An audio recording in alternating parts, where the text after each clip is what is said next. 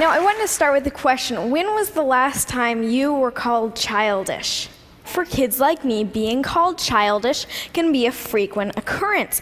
Every time we make irrational demands, exhibit irresponsible behavior, or display any other signs of being normal American citizens, we are called childish. Which really bothers me. After all, take a look at these events. Imperialism and colonization, world wars, George W. Bush. Ask yourself, who's responsible? Adults. Now, what have kids done? Well, Anne Frank touched millions with her powerful account of the Holocaust. Ruby Bridges helped to end segregation in the United States. And most recently, Charlie Simpson helped to raise 120,000 pounds for Haiti on his little bike.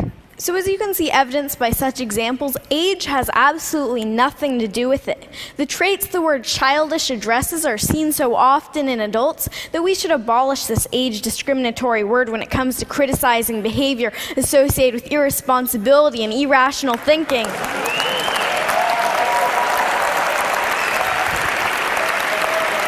Thank you. Then again, who's to say that certain types of irrational thinking aren't exactly what the world needs? Maybe you've had grand plans before, but stopped yourself thinking, that's impossible, or that costs too much, or that won't benefit me. For better or worse, sweet kids aren't hampered as much when it comes to thinking about reasons why not to do things. Kids can be full of inspiring aspirations and hopeful thinking, like my wish that no one went hungry or that everything were free, kind of utopia. How many of you still dream like that and believe in the possibilities? Sometimes a knowledge of history and the past failures of utopian ideals can be a burden, because you know that if everything were free, then the food stocks would become depleted and scarce and lead to chaos. On the other hand, we kids still dream about perfection. And that's a good thing, because in order to make anything a reality, you have to dream about it first. In many ways, our audacity to imagine helps push the boundaries of possibility.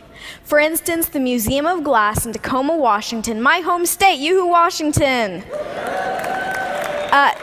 has a program called Kids Design Glass, and kids draw their own ideas for glass art. Now, the resident artists said that they got some of their best ideas from the program because kids don't think about the limitations of how hard it can be to blow glass into certain shapes. They just think of good ideas.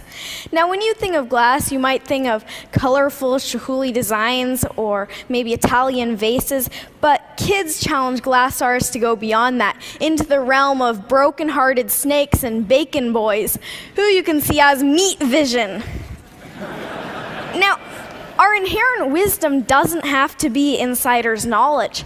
Kids already do a lot of learning from adults, and we have a lot to share. I think that adults should start learning from kids.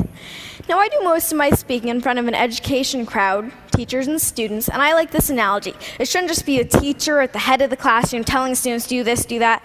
The students should teach their teachers. Learning between grown-ups and kids should be reciprocal. The reality, unfortunately, is a little different, and it has a lot to do with trust, or a lack of it. Now, if you don't trust someone, you place restrictions on them, right? If I doubt my older sister's ability to pay back the 10% interest I established on her last loan, I'm going to withhold her ability to get more money from me until she pays it back. True story, by the way. Now, adults seem to have a prevalently restrictive attitude towards kids, from every don't do that, don't do this in the school handbook, to restrictions on school internet use.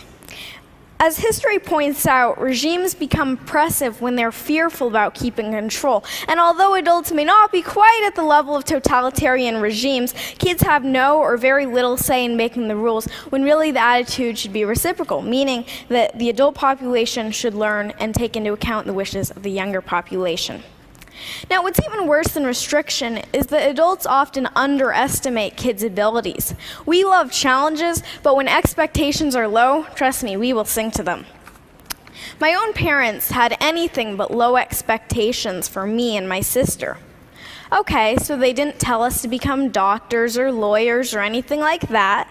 But my dad did read to us about Aristotle and pioneer germ fighters when lots of other kids were hearing the wheels on the bus go round and round. Well, we heard that one too, but pioneer germ fighters totally rules. I love to write from the age of 4, and when I was 6, my mom bought me my own laptop equipped with Microsoft Word. Thank you, Bill Gates, and thank you, Mom. I wrote over 300 short stories on that little laptop, and I wanted to get published. Instead of just scoffing at this heresy that a kid wanted to get published or saying, wait until you're older, my parents were really supportive. Many publishers were not quite so encouraging. One large children's publisher ironically saying that they didn't work with children. Might want a children's publisher not work with children. I don't know, you're kind of alienating large client there. Now, one publisher, Action Publishing, was willing to take that leap and trust me and to listen to what I had to say. They published my first book, Flying Fingers, you see it here, and from there on, it's gone to speaking at hundreds of schools, keynoting to thousands of educators, and finally today, speaking to you. I appreciate your attention today because to show that you truly care, you listen. But there's a problem with this rosy picture of kids being so much better than adults. Kids grow up and become adults just like you. Or just like you? Really? The goal is not to turn kids into your kind of adult, but rather better adults than you have been, which may be a little challenging considering your guys' credentials. But the way progress happens is because new generations and new eras grow and develop and become better than the previous ones. It's the reason we're not in the dark ages anymore. No matter your position or place in life, it is imperative to create opportunities for children so that we can grow up to blow you away. Adults and fellow Tedsters, you need to listen and learn from kids, and trust us and expect more from us. You must lend an ear today because we are the leaders of tomorrow, which means we're going to be taking care of you in your old and senile. No, just kidding. Actually, no, really, we are going to be the next generation, the one who will bring this world forward. And in case you don't think that this really has meaning for you, remember that cloning is possible, and that involves going through childhood again, in which case you will want to be heard just like my generation. Now, the world needs opportunities for new leaders and new ideas. Kids need opportunities to lead and succeed. Are you ready to make the match? Because the world's problems shouldn't be the human family's heirloom. Thank you. Thank you.